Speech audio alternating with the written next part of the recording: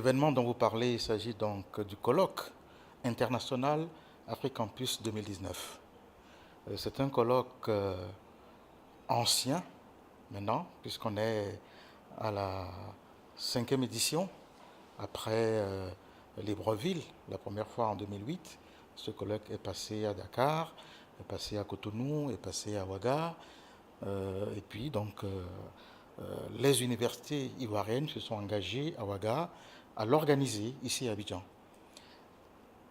Ici à Abidjan, l'Université virtuelle de Côte d'Ivoire a accepté, porté cette conférence scientifique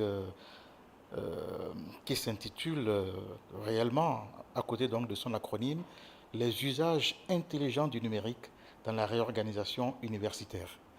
Donc c'est tout un chantier, il faut le dire, c'est tout un espace d'échange et d'apprentissage pour nous tous, à travers un colloque comme celui-ci, qui est aussi organisé par les Africains, mais aussi en grande partie par ceux qui l'ont initié, par la diaspora africaine.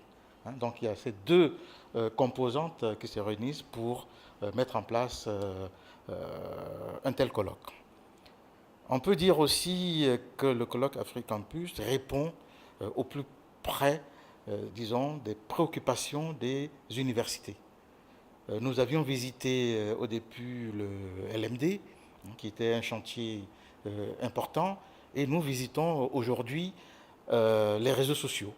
Donc le thème central de cette édition, c'est la pédagogie à l'ère des réseaux sociaux.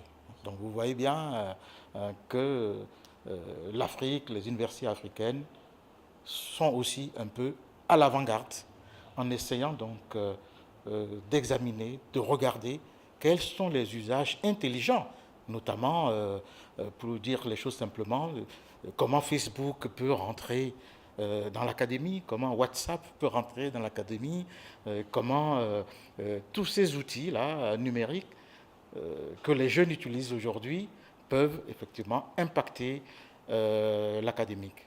Donc bien entendu, toutes les universités sont invitées à ce colloque international, les responsables, les enseignants à travers leurs pratiques pédagogiques, mais aussi leurs chercheurs. Ce qu'il faut donc rajouter, c'est que Africampus se termine toujours par des actes qui sont importants pour les enseignants-chercheurs notamment, parce que ces actes-là sont reconnus par le CAMES. Il y a pas mal d'acteurs, d'enseignants africains qui ont gravi un certain nombre de grades, maîtres assistants, maîtres de conférences, voire même professeurs titulaires à partir donc des communications effectuées dans Africampus.